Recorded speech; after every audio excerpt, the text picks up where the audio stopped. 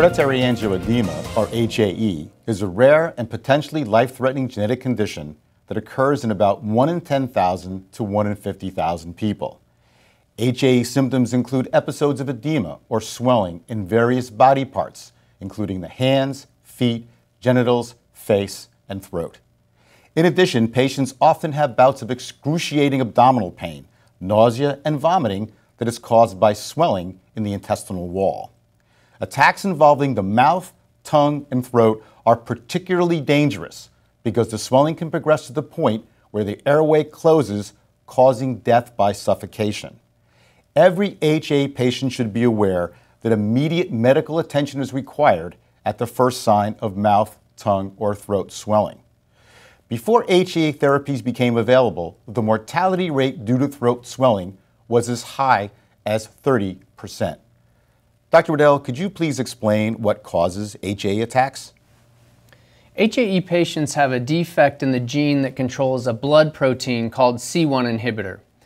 The genetic defect results in production of either inadequate or non-functioning C1 inhibitor. Normal C1 inhibitor helps to regulate the complex biochemical interactions of blood-based systems involved in the inflammatory response and coagulation. Because defective C1 inhibitor does not adequately perform its regulatory function, a biochemical imbalance can occur and produce unwanted peptides that allow fluids to leak into surrounding tissue and cause swelling. HAE is called hereditary because the genetic defect is passed on in families. A child has a 50% chance of inheriting HAE if one of his or her parents has it.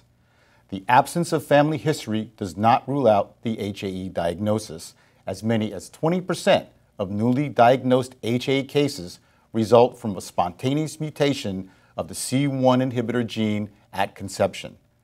These HAE patients can pass the defective gene to their offspring. It's important to note that there's another form of HAE referred to as type 3. These patients have normal levels of C1 inhibitor but suffer swelling symptoms that are similar to those experienced by patients with a deficiency of the C1 inhibitor protein. Current research indicates that HAE3 occurs mostly in women and can be associated with mutations in the coagulation factor 12 gene or other yet unidentified defects. Because hereditary angioedema is very rare, patients may remain undiagnosed for many years. Many patients report that their frequent and severe abdominal pain was inappropriately diagnosed. Unnecessary exploratory surgery has been performed on patients experiencing gastrointestinal edema because this abdominal HAE attacks mimic a surgical abdomen. 4 FDA-approved medicines for treating HAE are now available in the United States. If you would like more information about these new medicines, please view our video on treatments.